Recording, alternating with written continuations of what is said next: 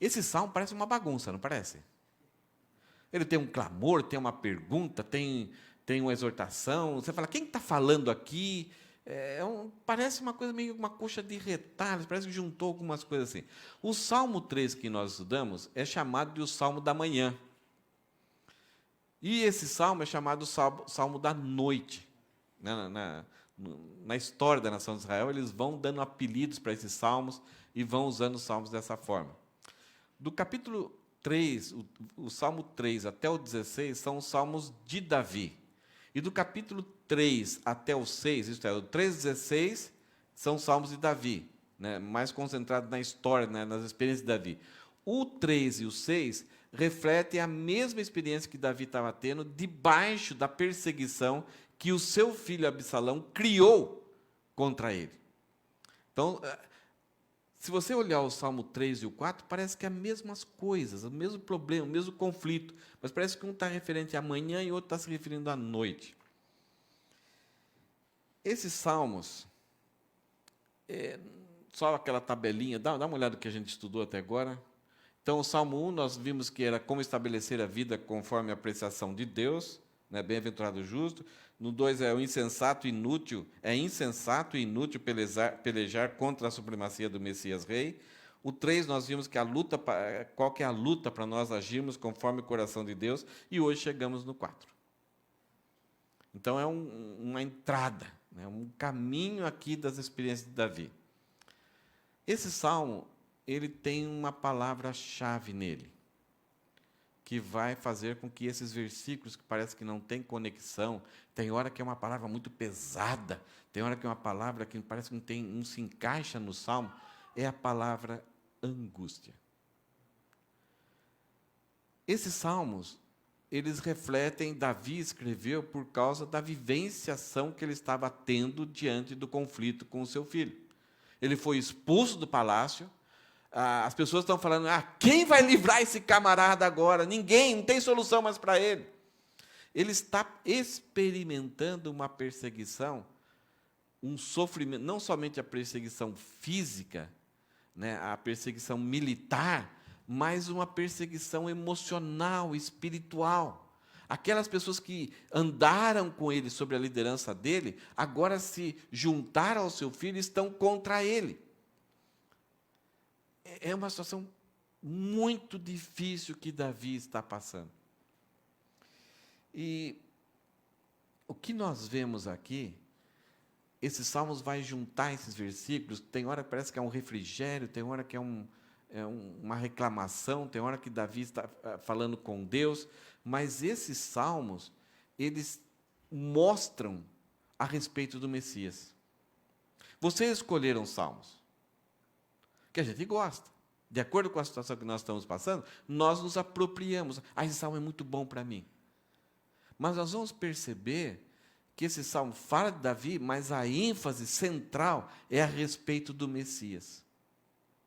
E esse salmo é tão contemporâneo, ele é tão real, e nós podemos absorver lições para nós, como encorajamento, mas também com uma grande exortação, uma exortação séria, por causa dos dias que nós estamos vivendo. Em 2019, o próximo slide vai mostrar isso, em 2019 houve um tema que regeu esse ano, o ano 2019. Foi o tema da cultura do cancelamento. O que é isso? Com esse progresso, com essa progressividade da sociedade em eliminar todos os valores, todos os costumes do mundo, e agora são novas culturas, são novas ideologias que estão substituindo o poder do Estado, o poder econômico e o poder religioso e espiritual em todo o mundo. Estão criando ideologias com novos valores. Então, para implantar essas ideologias, há um movimento contrário, há um movimento que estava lá. Então, não somente é uma revolução, mas essa revolução, para implantar esses novos valores, encontrou uma reação. Então, nós temos os reacionários, pessoas que têm esses valores, estão falando, não é assim, é impossível, isso aí é errado. E aí, então, criou-se a cultura do cancelamento. para, para agir contra qualquer pessoa ainda que mantém valores e costumes corretos, bíblicos, espirituais, saudáveis na sociedade. Então, essa cultura do cancelamento, ele visa anular qualquer pessoa que reaja contra esses ideais, esses valores. E é uma cultura, por quê? Ela vai tomando conta de nós e, de repente, nós começamos a pensar igual a eles. E se, de repente, a gente, puxa, eu estou errado, eu sou contra. Aí, então, cai em cima de você e vão cancelar você. Então, é essa geração do mimimi, né, das ideologias que estão sendo implantadas. Pessoas são excluídas da sociedade para determinada pessoa ou grupo. Então, se tem um grupo que se organizou e quer destruir, desconstruir valores, então, se a pessoa pensa ou mantém o seu valor, tem a sua opinião, há uma perseguição e essas pessoas são excluídas da sociedade. Elas vão sofrer uma pressão tão grande que não vão aguentar, que alguns dessas pessoas que já estão sofrendo isso, estão fugindo para morar numa ilha deserta, sem ter contato com a sociedade. Então, para que não haja um reacionarismo, para que ninguém reaja à implantação das novas ideologias. Então, pessoas são excluídas da sociedade para determinada pessoa ou grupo, deixando de existir na vida delas e não permitindo que elas sigam suas vidas sem a devida punição. Então, a ideia de nomenclaturas fascista, eletricista, nazista, misógino, as pessoas acabam, como é uma cultura, as pessoas acabam falando sem saber o que significam essas palavras. E como vem aquela enxurrada sobre a pessoa, eu não quero sofrer isso, por que sofrer isso de graça? Então, a pessoa é excluída, ela se auto-exclui e não se posiciona mais. Algumas vezes essa exclusão é temporária. Outras vezes a pessoa cancelada precisa mudar pelo menos alguma coisinha exteriormente para ser aceita novamente pela sociedade.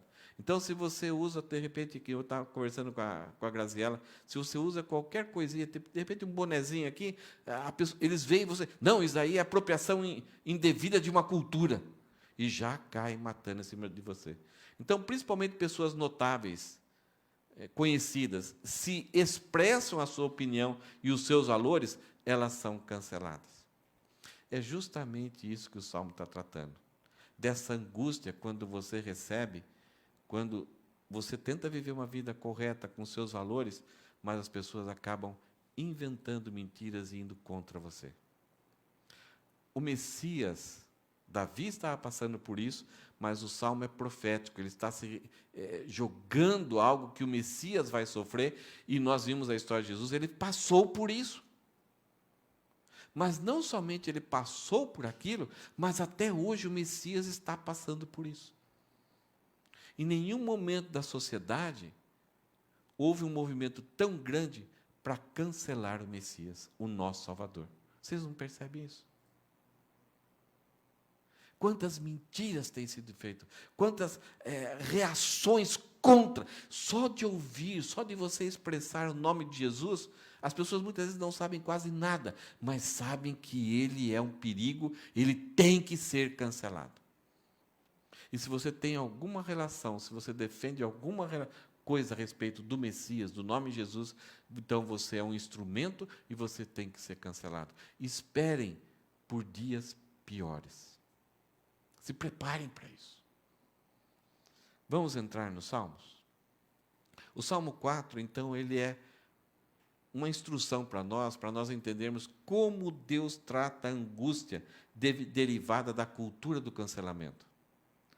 Em alguns momentos, isso é maior do que um sofrimento, do que uma doença, do que uma enfermidade, do que finanças. Porque trabalha lá dentro do nosso emocional, do nosso espiritual. E nos arrasa. Jesus Cristo sofreu exatamente isso. E até hoje o Messias está enfrentando essa perseguição.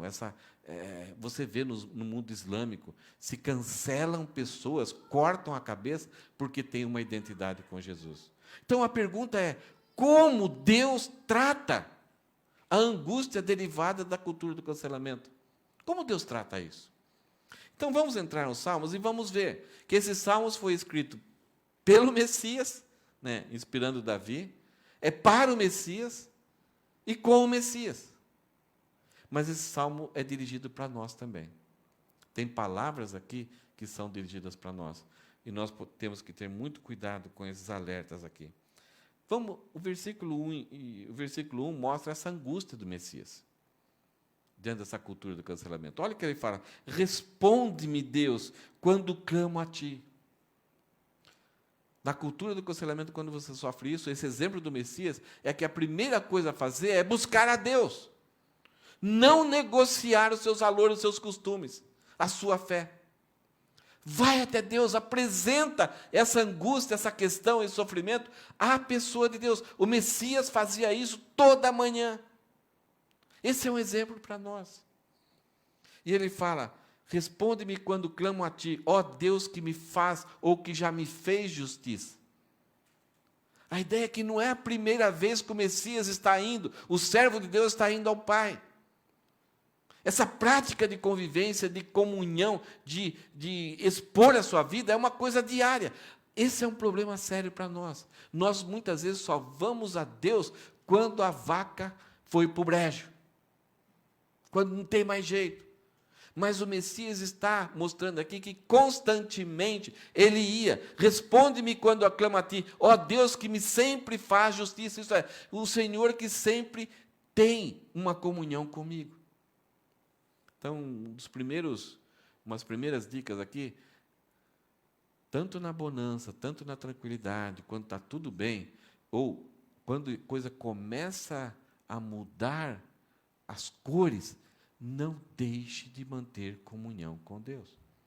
Em alguns momentos você vai agradecer, outros momentos você fala: Deus, tudo bem, tudo legal, muito obrigado. Ó Deus, o negócio está ficando feio.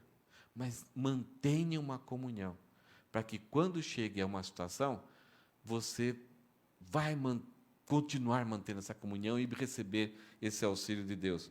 Olha que o Messias fala: livra-me de minha angústia, me liberta, tira isso de mim. Eu não sei quantos de vocês já passaram por momentos assim, difíceis nessa questão de angústia interna. E ele pede: tem compaixão de mim, sinta o que eu estou sofrendo.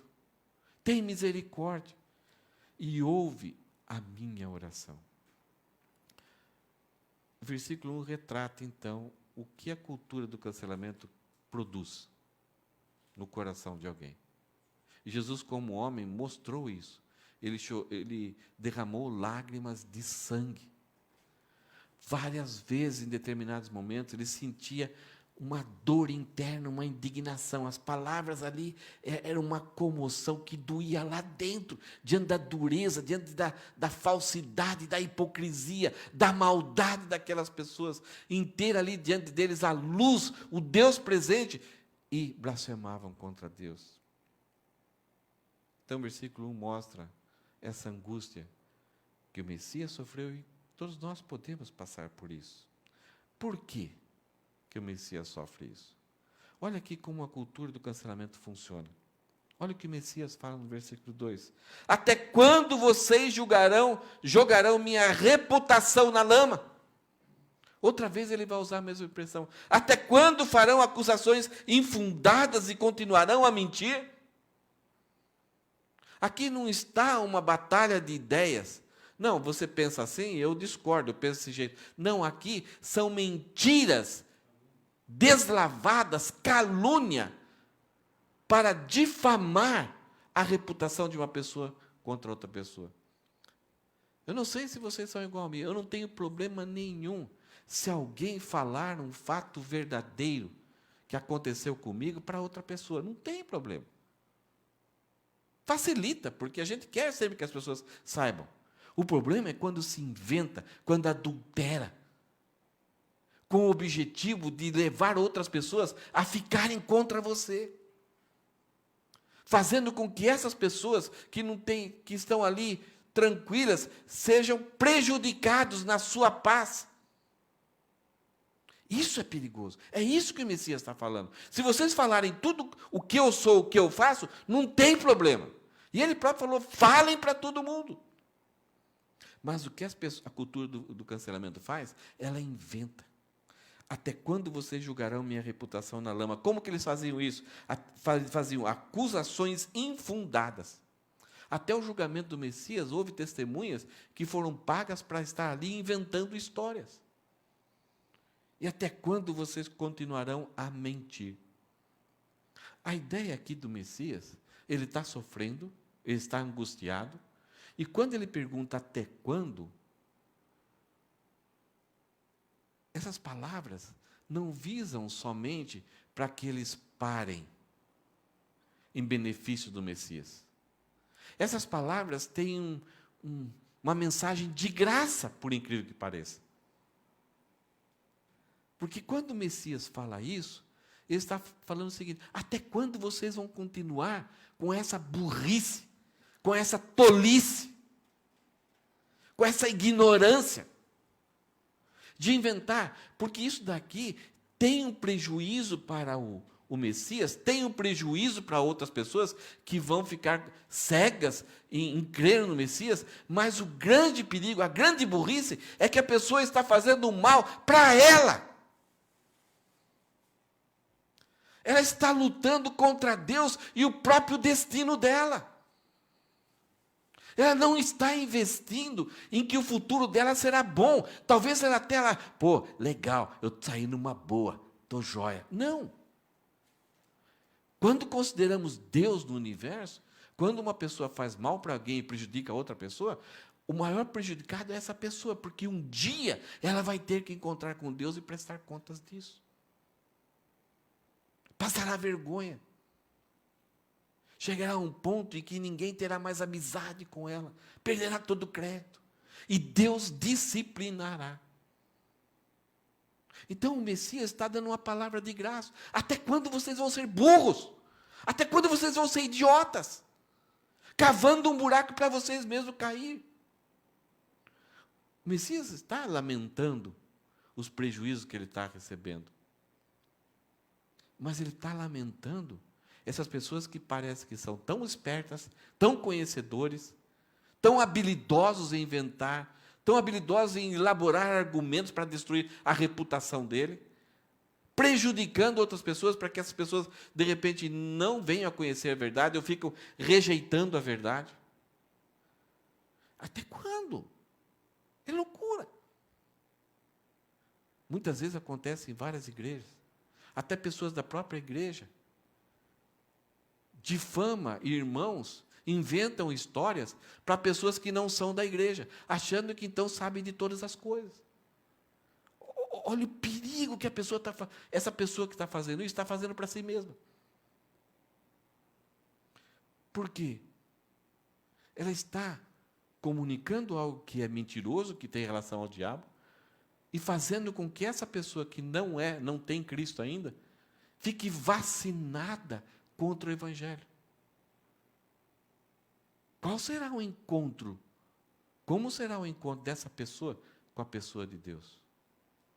Então o Messias aqui, apesar da dor que ele está sofrendo, ele está dando uma palavra de alerta para ver se essa pessoa que talvez tenha esse estilo de vida, que não domina, não se controla, se arrependa, escape dessa idiotice, escape dessa loucura, porque está fazendo o mal para si próprio.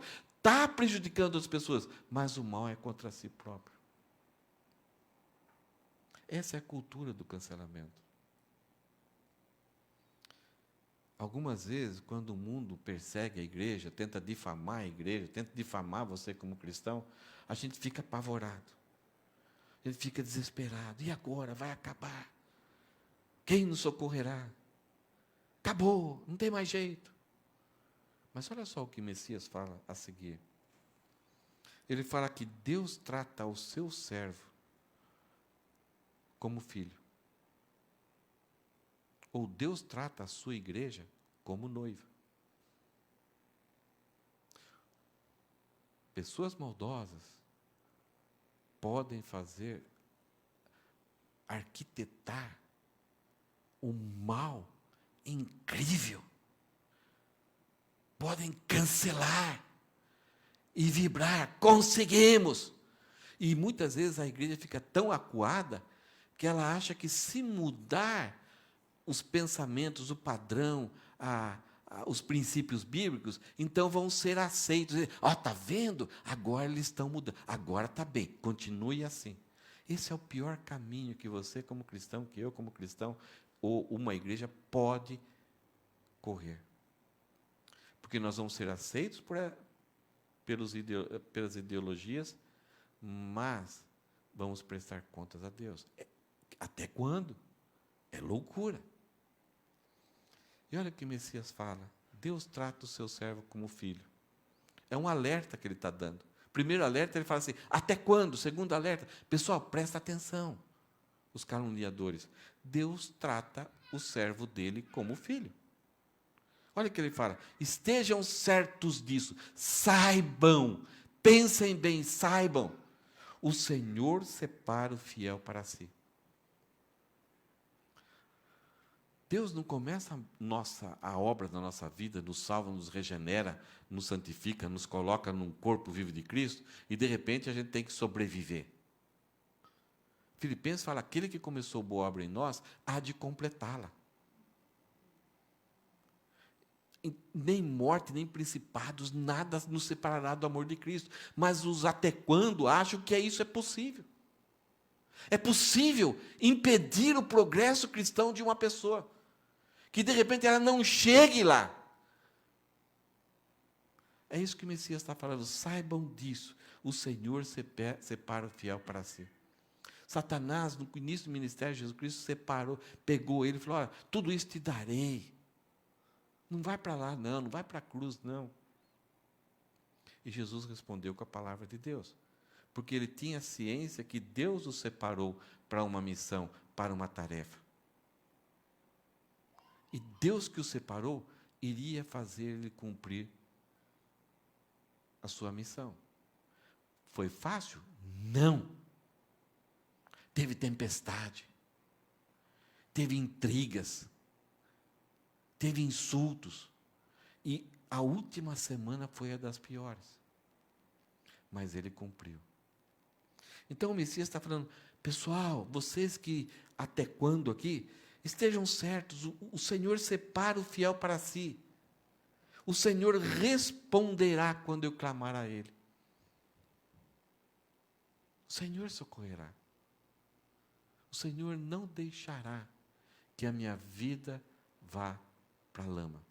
Vocês querem mandar a minha reputação? Não tem problema. Mas a loucura não é a ideia que vocês têm que conseguem fazer isso. Não é que a gente vai ser invencível na nossa vida aqui. Nós vamos ter fracasso, nós vamos, vamos ser quase que cancelados. Mas Deus não nos cancela. Eles não estão lutando conosco ou com você. Eles estão lutando com Deus e acham que pode vencer. O Messias está falando, é loucura. Para com isso. Deus trata o servo como filho. E você, se você tem um filho, você vê um grupo de crianças fazendo enjimê, bullying, você vai ficar, ai, que legal, que jóia. Você vai fazer isso? E o servo está falando. Deus é o nosso Pai.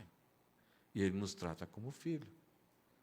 Ele até permite algumas coisas que aconteçam para nós. Mas nós nunca seremos derrotados. Porque Deus nos tem na sua mão. Nunca vamos ser cancelados, eliminados.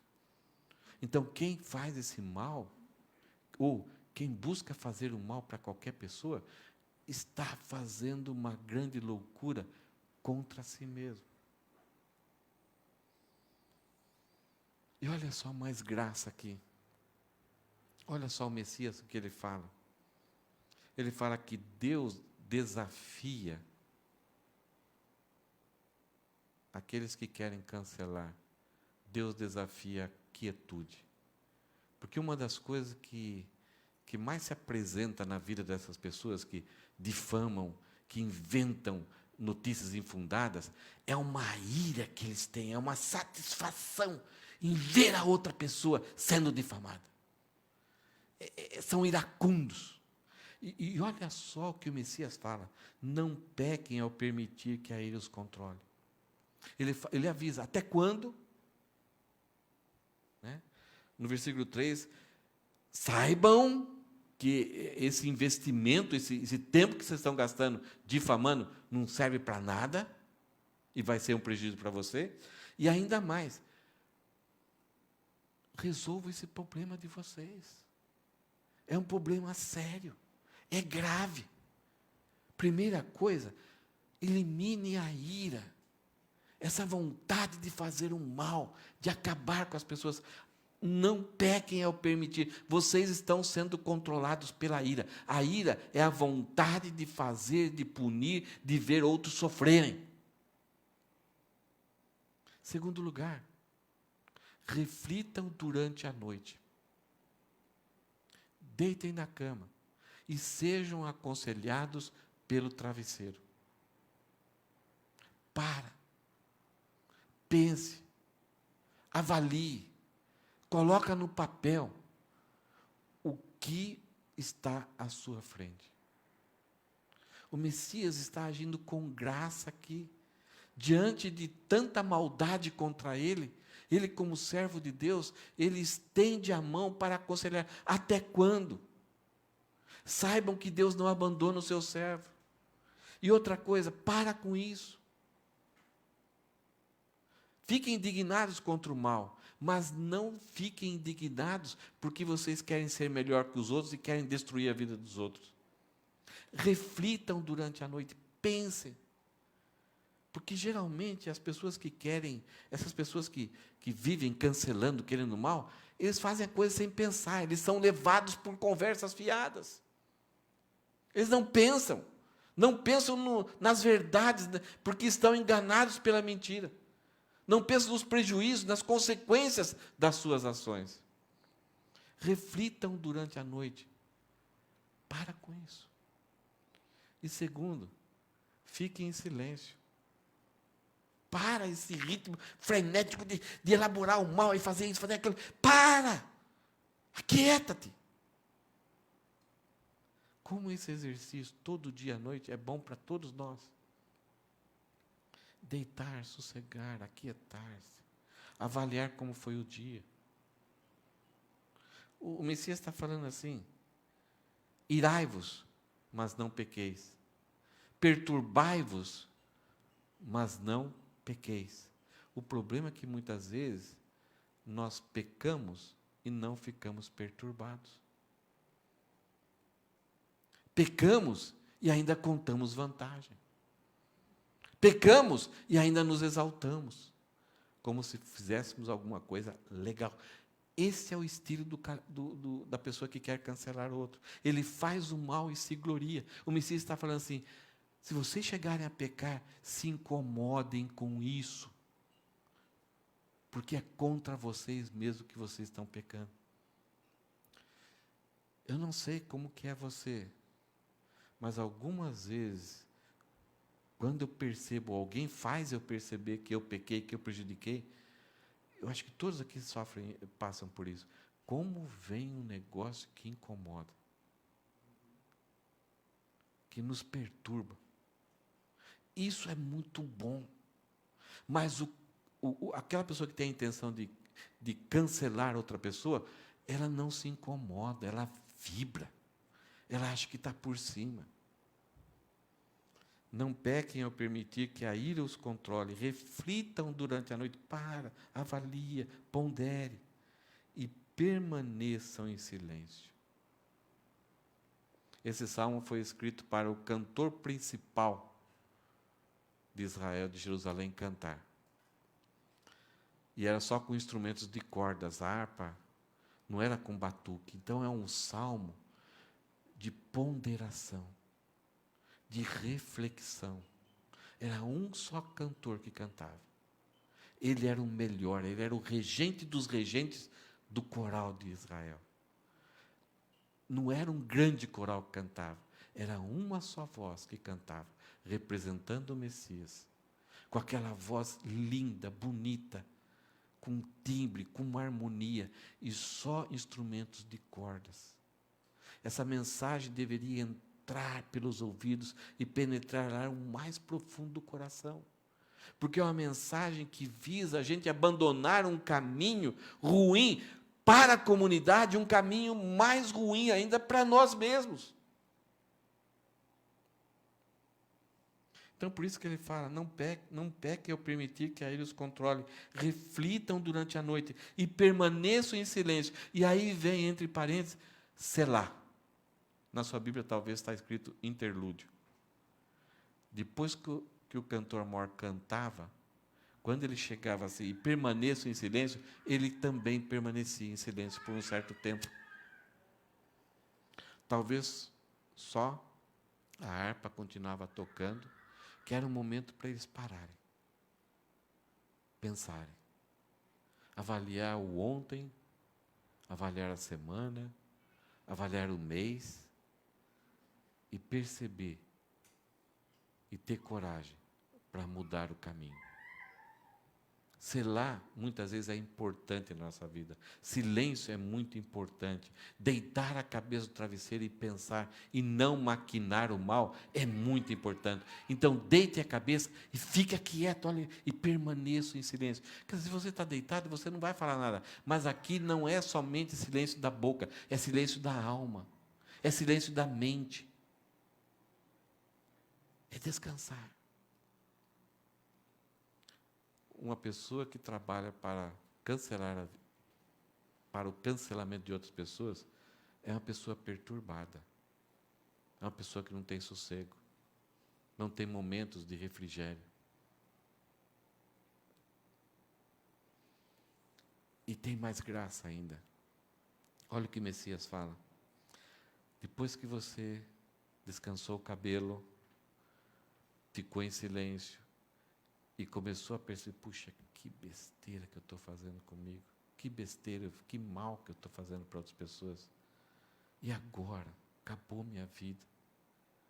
Quando a culpa vem, e o próprio Satanás vem, te acusa, te deixa lá para baixo, te arrasa. Olha a palavra do Messias aqui. Ofereça os sacrifícios exigidos. Isto é, voltem para ter uma comunhão com Deus. Deus quer que você chegue até Ele, que restabeleça essa relação. E aquilo que foi pecado, o pecado traz punição. O pecado sem derramamento de sangue não pode haver justificação. Então vão até Deus e aceite a maneira de Deus reconciliar você com Ele. Não tentem buscar uma outra fuga, um outro caminho para reatar, para reconstruir a sua vida. Reconstrua do jeito de Deus. Primeiro, reconhecendo, oferecer sacrifício aqui significa reconhecer que errou, ir até Deus e usar os recursos de graça que Deus ofereceu, que é o derramamento de sangue. Um inocente morreu por mim, mostrando o valor e a gravidade da minha ação. Ofereça o sacrifício ao Senhor e depositem toda a confiança de que nesse ato de obediência, Deus está te perdoando e já te perdoou. Algumas vezes isso é a tarefa mais difícil. Oferecer sacrifício e ir lá e confessar o pecado, muitas vezes é até fácil. É difícil porque exige humilhação, exige reconhecimento, restauração, pagar alguma coisa de volta, chegar diante da pessoa e falar, olha, tudo que eu fiz, ou se você nem sabe o que eu fiz, eu fiz isso. Algumas vezes temos que confessar para a pessoa, porque outras pessoas ouviram, confessar, olha, você não sabe, mas eu fiz isso contra você. Isso daqui é até fácil. É difícil. Mas, quando a gente obedece, parece uma coisa tão gostosa. Tira um peso da gente. Refrigera, a gente sente aquela paz do Senhor. Aquilo é purificador. Tira aquela mochila de nós. Mas sabe o que é mais difícil? é confiar que nós somos perdoados por Deus. Isso atormenta. Porque mesmo tendo feito esse primeiro processo de oferecer sacrifício, depois a gente vai continuar, será que eu fui perdoado? Será que Deus me perdoou? Porque nós continuamos com a nossa natureza humana. E essa batalha diária de saber que nós somos perdoados, Deus nunca mais vai levantar essa questão diante dos outros e de nós mesmos. É a batalha mais difícil. Por isso que o apelo do Messias é: ofereça o sacrifício e confia, deposita, se alicerce em Deus e não se envergonhe, não saia dali. Quando vier as acusações do temporal, você tenha certeza que Deus perdoou, porque Ele deu a sua palavra. Ele não é como ser humano, que um dia perdoa, não, eu te perdoo, no outro dia pode, dependendo de uma situação, vai jogar tudo na tua cara. Deus não faz isso. Por isso que Ele jogou toda a nossa dívida na pessoa de Jesus. E aonde o fogo queimou, é impossível queimar de novo. Nossos pecados foram queimados em Jesus. E nunca mais aquele que crê e confia no Senhor terá os seus pecados levantados novamente diante de si, a nossa condenação. E aí, o desespero vem, mas o que é o certo? Num mundo que nós vivemos de tantas verdades, né? O pós-modernismo é a sua verdade, a sua verdade, a sua verdade. Então, vamos viver cada um com as suas ideias. Aí a pergunta fica: mas então o que é certo, o que é errado? Como que eu posso ter uma direção?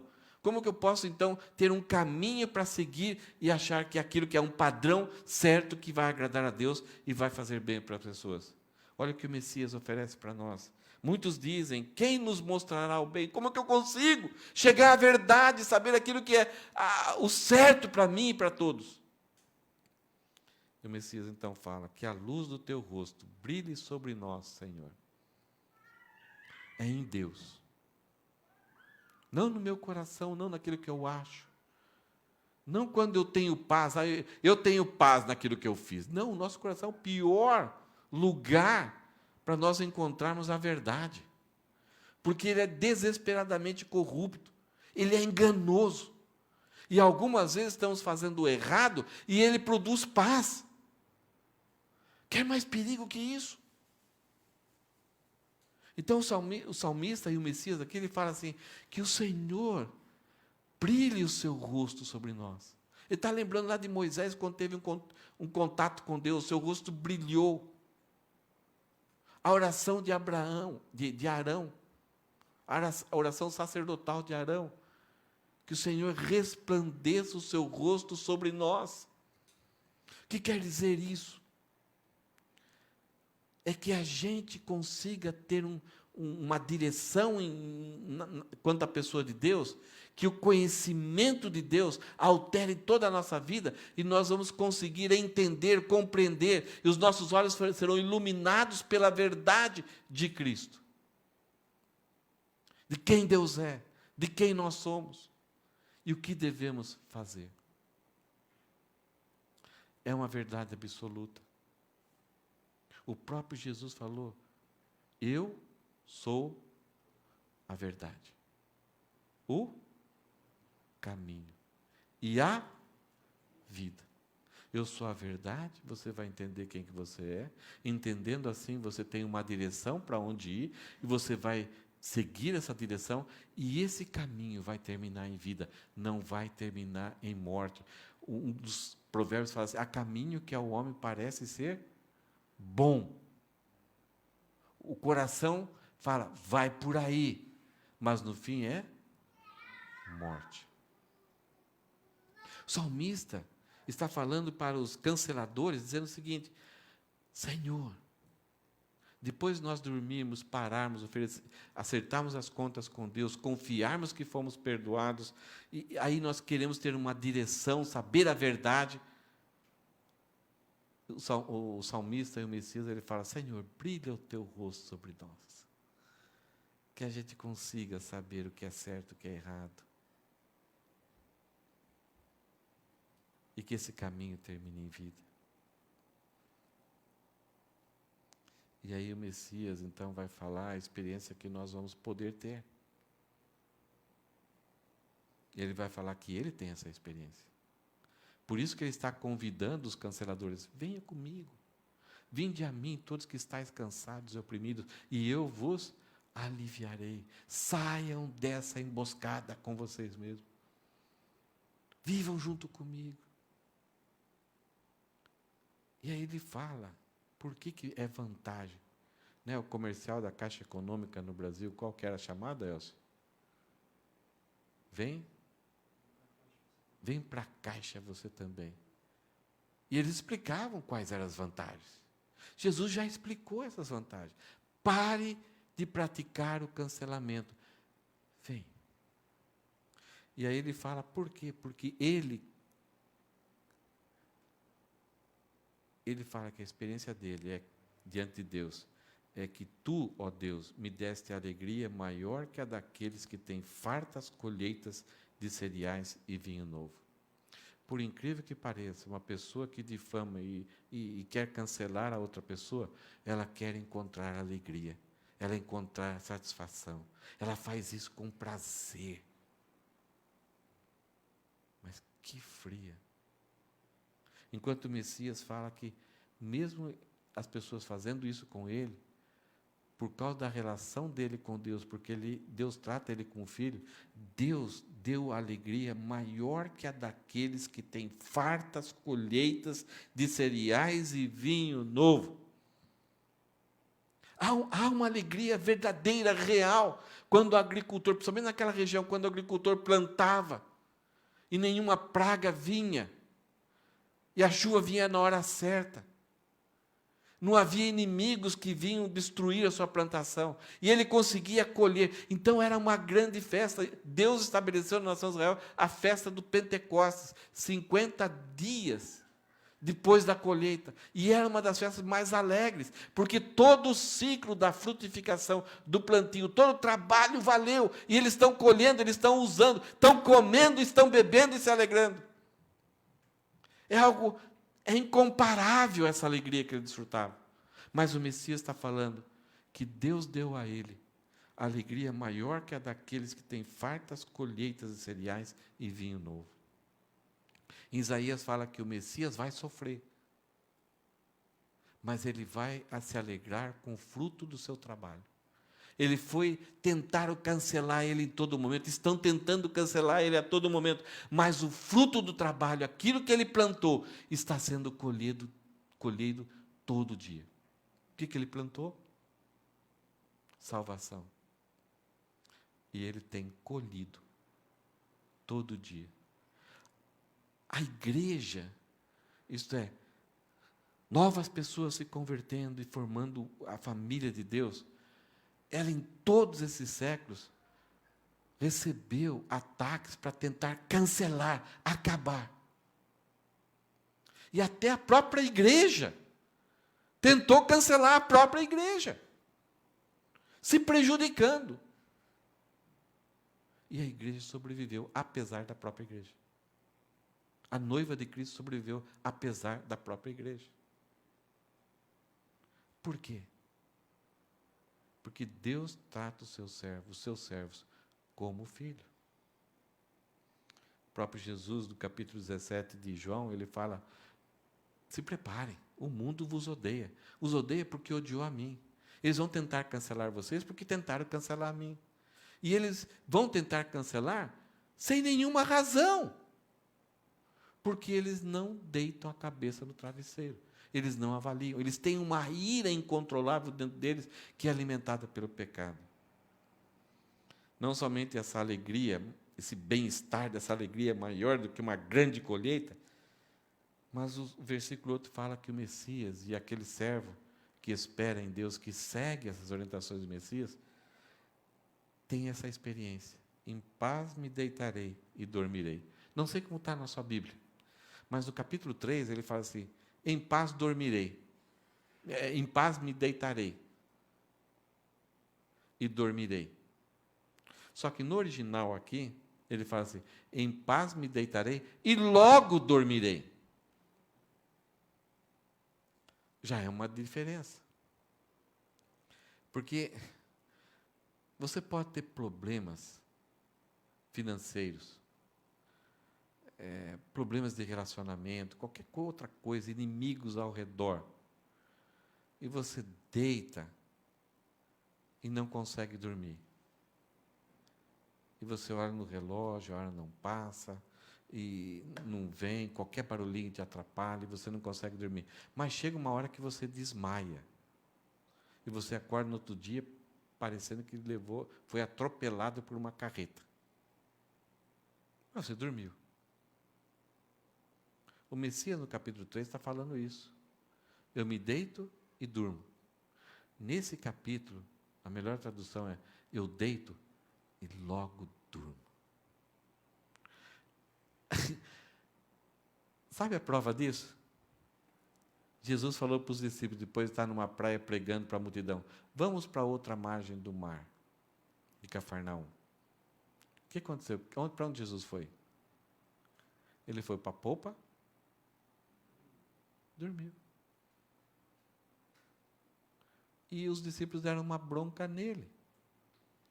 Por que diante dessa tempestade o senhor está aí, o senhor não se importa conosco? O Messias demonstrou aqui, provou nesse texto aqui, que ele passou por essa experiência. Ele conseguia deitar e dormir rapidamente. Eu acho que nenhum de nós consegue fazer isso. Talvez 1 ou 2 dias, 3 dias, mas as tribulações nossas nos atormentam durante a noite. Tiram o nosso sono gostoso. Mas quando a gente segue essas orientações do Messias, a gente tem uma alegria maior do que colheitas e a gente deita e dorme. É igual, né? Agora quem que é o próximo aqui? Tá na hora de vir mais um bebezinho por aí, não está não? Essa é a característica de um bebê que Jesus está falando aqui. É aquele bebê depois de ser amamentado. O próprio leite ele tem uma substância que relaxa e dá sono.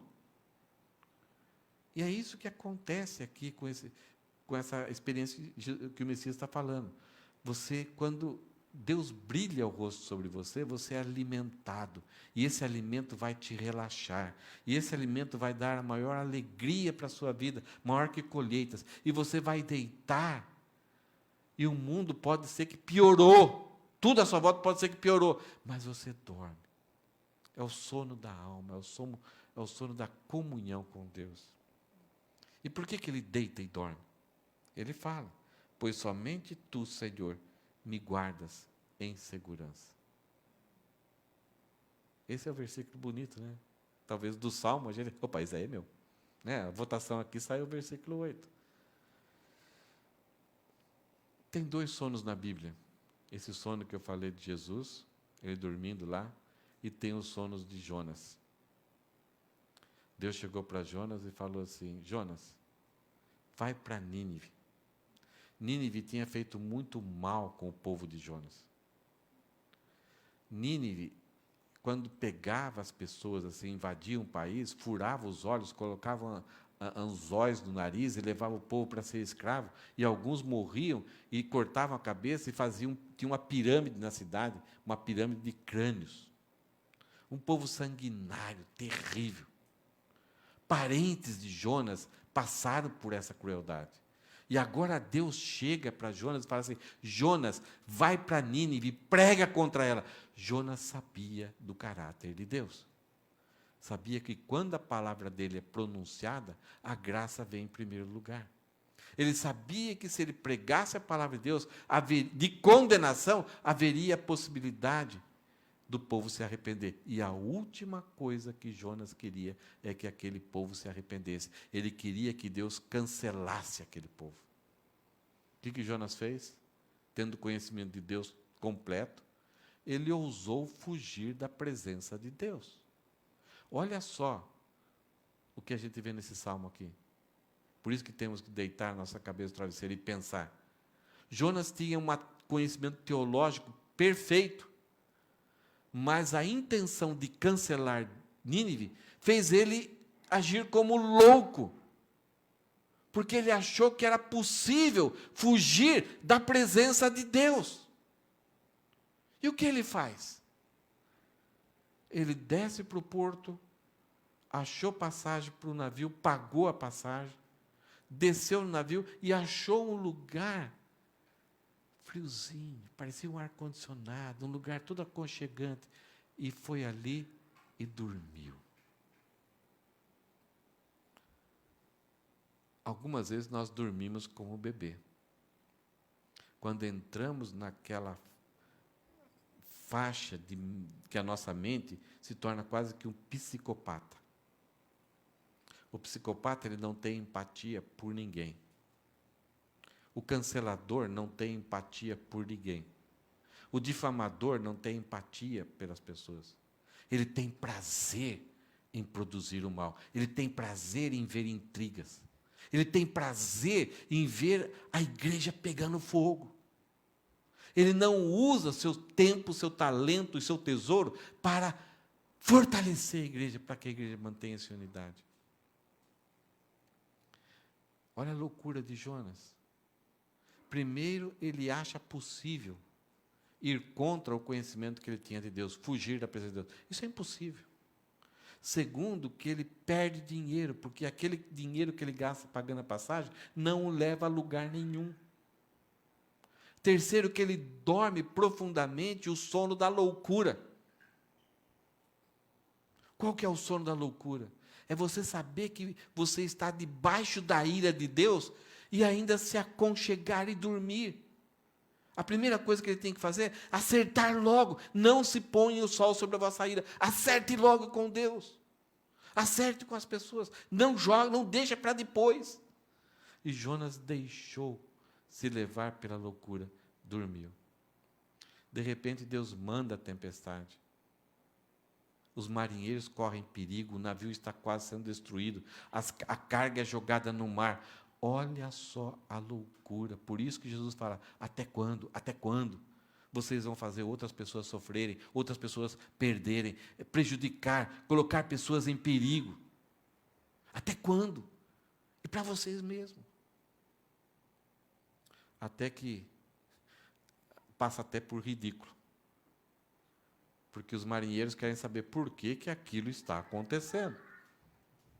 E Jonas chega ali, não sei o que eles fizeram, se colocaram palitinho, um monte de palitinho, uma varinha, né? E a mais curta seria a pessoa. Não sei o que eles fizeram. Ou, de repente, colocaram um monte de pedras brancas e tinha uma preta, então cada um pegou, então quando pegasse a pedra preta, essa pessoa seria responsável. Não sei. Sei que eles lançaram sorte. E Deus soberanamente controla essa sorte para que Jonas seja acusado. Ele é acusado, ele é revelado como sendo a razão de o navio estar passando por aquilo, e ele passa maior vergonha. Ele é confrontado por pessoas pagãs. E as pessoas falam: você é louco, você é doido, indo contra Deus e contra o seu próprio destino. E Jonas tem uma solução legal: me jogue ao mar.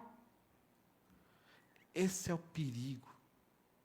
Em vez de buscarmos sacrifício e voltarmos para Deus, nós achamos que se fizermos o nosso caminho, vamos escapar de Deus. Me jogue ao mar. Jogou, acabou dando um passeio de peixe grande e foi vomitado na praia. Nem o peixe conseguiu tragar, engolir Jonas. Na praia estava tudo esculhambado, fedido, roupas estragadas. E aí ele teve que obedecer com o coração duro o chamado de Deus. É loucura buscar esse caminho do cancelamento. O sono de Jonas não deve ser o nosso sono. Descansar quando nós sabemos que estamos em desacordo com os propósitos e planos de Deus. O que nós vimos hoje no Salmo 4? Como Deus trata a angústia derivada da cultura do cancelamento. As pessoas estavam fazendo mal contra o Messias. O Messias leva esse problema para Deus, mas Ele dá graça. Ele oferece um caminho para nós escaparmos dessa loucura. Quando você estiver sendo perseguido, maltratado, difamado, a sua honra, a sua reputação tiver, haja como Messias. Não busque a vingança. Ofereça para as pessoas um caminho de salvação. E espere em Deus. Se esse caminho se complicar mais ainda, saiba que a sua alegria por agir corretamente será maior do que uma grande colheita, maior do que o sucesso que qualquer pessoa possa ter na terra. Porque você vai estar agradando a Deus. Não durma o sono de Jonas, durma o sono do Messias. Para nós terminarmos, Deus trata o servo como filho. Ele te trata como filho. Aquilo que ele começou, ele não vai parar no meio do caminho. Ele vai terminar. Deus desafia a nós a quietude. A todo dia nos pararmos e fazermos uma reflexão. Como estamos andando, o que estamos fazendo, que caminho que nós estamos seguindo. Deus ilumina o entendimento, Ele vai nos ensinar, Ele vai nos confrontar com a palavra. E esse confronto com a palavra, sabendo que é certo, que é errado, é a melhor coisa. Não confie nas pessoas, e como eu disse domingo passado, não aceite aplausos de alguém que não teme a Deus. Nunca. Talvez até gostoso, mas tome cuidado, porque o seu coração vai querer confiar nisso. E você vai dormir o sono de Jonas. Deus agracia com bem-estar. Quando colocamos em prática, quando deixamos ser canceladores, colocamos em prática, agimos com o Messias, agimos com graça, mesmo diante da perseguição, da difamação, visando a glória de Deus, a unidade da igreja, para que o nome de Cristo não seja difamado entre as pessoas, Deus agracia com bem-estar. Isso não tem preço. Não tem nada no mundo que possa dar isso para as pessoas. As pessoas estão desesperadas querendo isso. Mas somente quando a gente age dessa forma, nós vamos ter. A minha insônia é curada ao lembrar do tratamento que recebemos do nosso Pai Celestial. Nós somos salvos, justificados, estamos sendo santificados, seremos glorificados. Obra completa. A minha insônia é curada ao lembrar do tratamento que recebemos do nosso Pai Celestial e também do relacionamento que nutrimos com Ele por meio de Jesus Cristo. Nutrir é todo dia. É comer todo dia, manhã, tarde e noite. Não é somente na hora do desespero. Quando mantemos essa nutrição, nós temos saúde, temos força. Não use caminhos humanos nos relacionamentos. Houve intriga, pessoas vão te aconselhar, não, se vinga lá, não, acaba com ela. Não use isso. Que o Senhor faça resplandecer o seu rosto. Siga as ações, as atitudes e o coração do Messias. Use seu tempo, talento e tesouro para a evangelização e edificação do próximo e da igreja. Evite com que uma pessoa crie barreiras com a pessoa do Messias. Se esforce de tudo para que a pessoa venha o mais rápido ao encontro do Messias. E abandone qualquer coisa que difame o nome de Cristo. Não seja um instrumento do inimigo para desconstruir valores e pessoas. Qualquer ideia que você expresse tem uma base bíblica. Todos os nossos pensamentos, nossos valores, nossos ideais têm que ser baseados pelas Escrituras. O convite que o Messias faz para nós, arrependam-se, a cultura do cancelamento deve ser cancelada. Nós precisamos terminar com isso, nós precisamos cancelar isso. Se ainda existe um resquício na nossa vida, nós precisamos parar. E terminando finalmente, o pecado nos cancelou em tudo.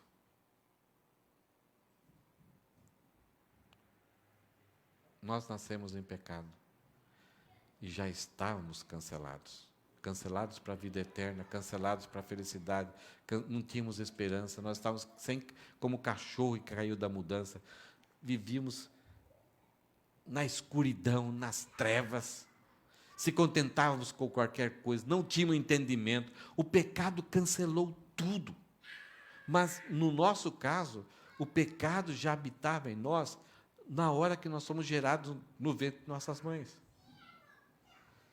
E o pecado, além de nos cancelar em tudo, o pecado nos tornou canceladores.